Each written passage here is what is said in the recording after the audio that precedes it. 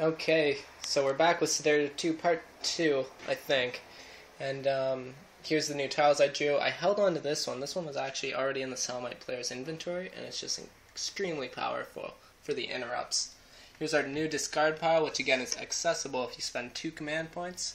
And Norad player still has the initiative, and the command points remain the same at 16 over here and 21 for the Salamites. Now, looking on the map, the Norad player does have initiative, and so the Salamite player, if they can just kill Nick Bolter, they win. And so the Salamite player is going to bid like crazy to try and prevent that. And so before the Norad player gets to go, they're going to say, the Salamite player is going to say he's dueling for initiative, which means he spends at least 1. He really does want this, so he's going to go up and spend 5 total. The Norad player has fewer markers and wants to get in. I would say they'd bid 2. Just out of how many they have, they can't really afford more. So hoping that the Salamite player isn't going for the kill, they reveal, and of course the Salamite player is going for the kill. So 2 points are lost on the Norad side, and then 5 points well spent for the Salamite player, or at least we'll see. So the Salamite player gets to go first and will activate Jessica Holster, who is the closest to Nick Bolter here, and is really hoping to kill him. So we'll attach this one here because it has the highest combat strength, even though it's a strong interrupt. We'll activate or engage Jessica Holster and spend 4 command points on the combat section. So the first one gives her 1 die, then the additional is 2, 3, 4 dice. So we'll start off by rolling that, and she is facing Nick Bolter's gray section, which is, sorry, coming over here, which is 1 damage. So he has 5 defense, 1 plus his 4 defensive value. So we'll see if she can roll more than 4 damage between these dice. Oh my goodness, of all the luck. So she did just terrible. Just the worst assassination ever. So 2 will do nothing against a 5 defense. Even 5 wouldn't do anything against a 5 defense because you subtract. And so just not even close. That's all she can do. And so discouraged.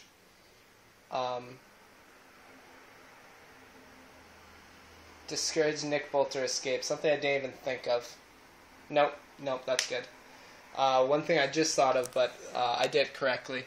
So because Nick Bolter's back is to Holster, he wouldn't be able to see her, so he wouldn't have been able to activate to interrupt. And that's something I didn't think from the reverse side either.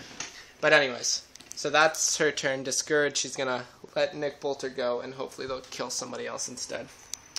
So back over to the Norad player's turn, they'll do what was predicted, activate Nick Bolter. Now because he was activated, Jessica Holster could interrupt, but interrupt another player. The other player gets to choose their face, and so if he wanted, he could face the dark blue side, and that would probably kill sweet little Jessica. So she's not going to do that. Yeah, and she also doesn't have any interrupt combat left either. So anyways, Nick Bolter's going to get away. We'll move these. So he's been activated, and we're just looking for something with a bit of movement to get him in safe. We'll use this one here. We'll spend 1 command point on movement, and that'll give him 5. And so he will get to open this door because he has the key. He will step in. 1, 2. He will close the door behind him. 3. And that's it, actually. He's happy there. And we'll make him so he faces Jess Holster because we know Jacksaw can't enter here even if he breaks through. He's not allowed in the chapel. Cool. So that's it for the Norad player. Back over to the discouraged Salamite side, who are realizing that one of the Norad players are safely in, and they're halfway to completing their objective. Jacksaw is going to try and beat up Vasquez. That's what's going to happen. So looking for one again with movement and some combat. Here's a bit of both. That might be enough, we'll see. Attach this to Jacksaw. We will activate him. And we'll spend 1 of our command points on movement. and that'll give us 3. So we'll start off by doing that. So 1, he has now entered Vasquez's line of sight because corners don't block line of sight. So enters Vasquez's line of sight for the first time. So does Vasquez want to interrupt and possibly run away?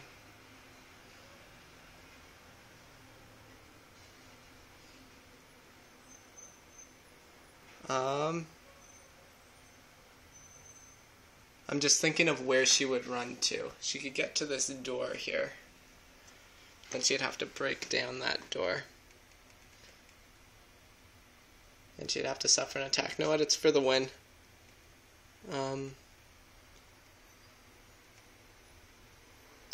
Yeah, she's got to run away.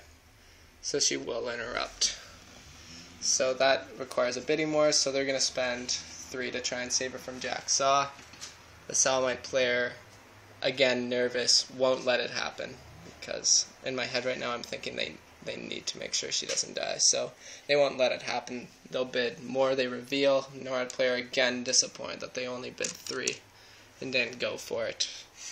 And so no interruption, and Jack Saw gets to continue his movement. So he was at 1. So here's movement 2, and now we're adjacent for the first time. So once again, Vasquez says interrupt because she doesn't want to die. So they'll bid 3 again, knowing that the Salamite player is running low, and the Salamite player will be ruthless. We'll still bid 4. Reveal, and then Salamite player ends up winning. Again, all this would be done secretly until I say reveal, at which point it's revealed. Alright, cool. So now facing Vasquez is Jack Saw, and he is going to try and kill her. So he'll spend 2 commandment points on the combat section. That's on this same order tile. And that will give him, so 1 gives him the 4 bonus because the dark blue section is facing Vasquez's dark blue section. So 4 for Jack Saw's dark blue section, and then the 1 additional will give him a 5th die. So we'll roll those first, and then we'll see what Vasquez gets.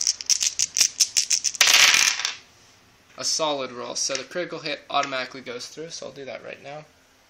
So 1 wound on Vasquez, and then we have 5 remaining. So Vasquez's dark blue counts as 2 damage, so she has 2 here, plus her 3 shield, so she's at 5 versus Jack Saw's 5, so no more damage is done. So unfortunately Jack Saw didn't hurt her quite enough. But still has hurt her a bit, so it's not a total loss. Cool. So that's the end of the Salamite player's turn. So back over to NORAD. I'm going to activate Vasquez and try and get her someplace a bit safer.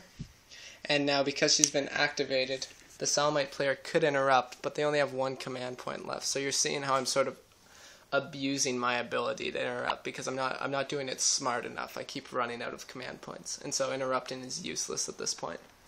So they'll let Vasquez activate, and she will attach this one here. So give her 3 movement and a knife, and we'll see what she does with it. So she'll start off 1 movement at a time because you can do that with movement. That'll be 6 movement. So she's been activated, she's adjacent for the first time, and Jack Saw chose not to do anything, and he won't be able to either. 1, 2, 3. I didn't even think of that. The door is blocked. 2. Okay, so coming back here. 1, 2, 3, 4, 5, 6. And because I'm adjacent, it doesn't matter. I was already adjacent once, so he doesn't even have the option of interrupting. I'll spend a 2nd command point on more movement. So 6 more movement, and I'm just going to here. I'm then going to spend 1 command point on the combat section. I'm going to try and break down this door so I can get in safely. So, because my dark blue section is facing that door, I get to roll 2 combat dice. To be honest, it's got to be a really lucky roll for it to work. So here we go, 2 combat dice, hoping for the best. Need a critical hit.